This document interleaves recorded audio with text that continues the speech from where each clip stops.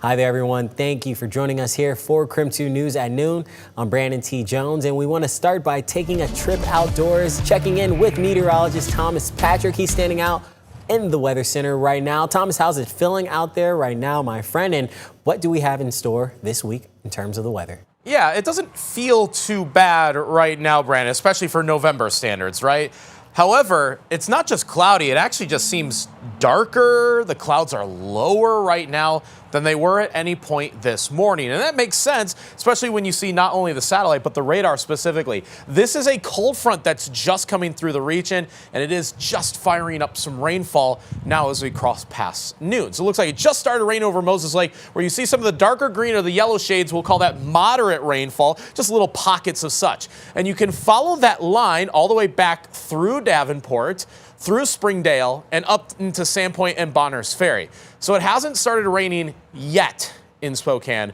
Give this another hour or two, and I think the rain will be right on top of us. So keep those umbrellas handy in case you are expected to still take a walk, say, in the afternoon. But our temperatures, this is fair for November. Mid-40s right now, just a little bit cooler to the north, where that cold front and rain is approaching from. So we'll have more on the timeline of not just today's rainfall, but all the rain chances that we'll see through the course of this week. We'll probably get about 1/3 of an inch between today and Friday. A little of it coming down today, a lot more for the second half of the week. So we'll have all those latest forecast details coming up.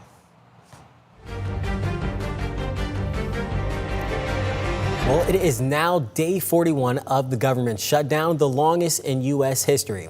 Now, an end could be in sight. CBS's Natalie Brand explains what happened during the Senate's rare weekend session. Senators returned to Capitol Hill this morning with optimism the record-long government shutdown could soon end.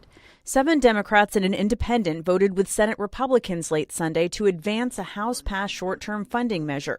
The motion upon reconsideration is agreed to. Under a compromise deal negotiated by moderates, that bill would be amended to fund the government through January, reverse shutdown-related federal layoffs, and guarantee back pay to all federal employees. It also includes 3 longer appropriations bills for certain agencies, including agriculture, which funds SNAP. Keeping the government shut down for another week or another month doesn't indicate that there would be any change in the outcome. All it would mean is that more Americans would suffer. The deal also promises a Senate vote on health care in early December, but without a guarantee to extend the Enhanced Affordable Care Act tax credits. A number of Democrats are calling this plan a mistake. You can get 100 votes here in the Senate. Won't mean anything because the House is not going to take it up, and the President of the United States certainly will not sign it. The agreement must still be approved by the Senate and the House. It comes as the impacts of the shutdown are reaching a boiling point for federal workers, air travelers, and those who rely on federal food assistance. Food pantries across the country saw long lines this weekend as the Trump administration ordered states to undo steps taken to restore full SNAP benefits, with a legal fight still playing out. If we don't get SNAP until the shutdown's over, we could end up literally starving. As for those trying to travel, thousands of flights were canceled or delayed this weekend as the FAA began to phase in cuts at major airports. Natalie Brand, CBS News, the White House.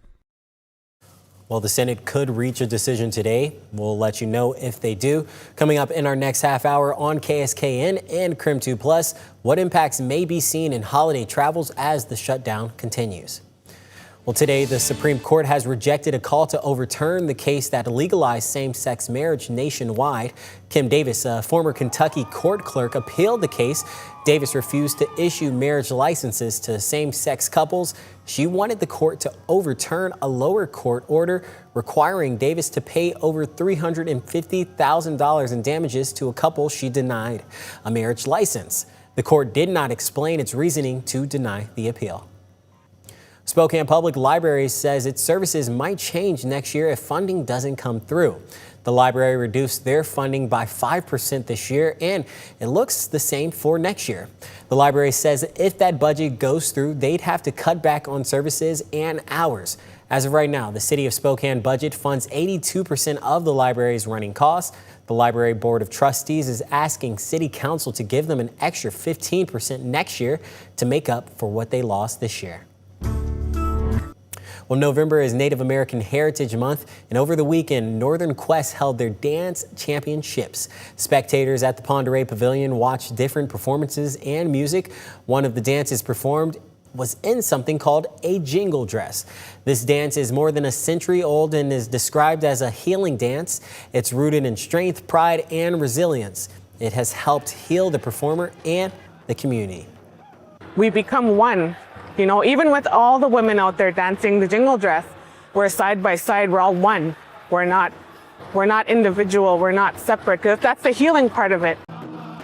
Well, the performer you just heard from, Jocelyn White, says the dance is something she did growing up with her family. She also says her grandmother helped bring the jingle dress to powwows.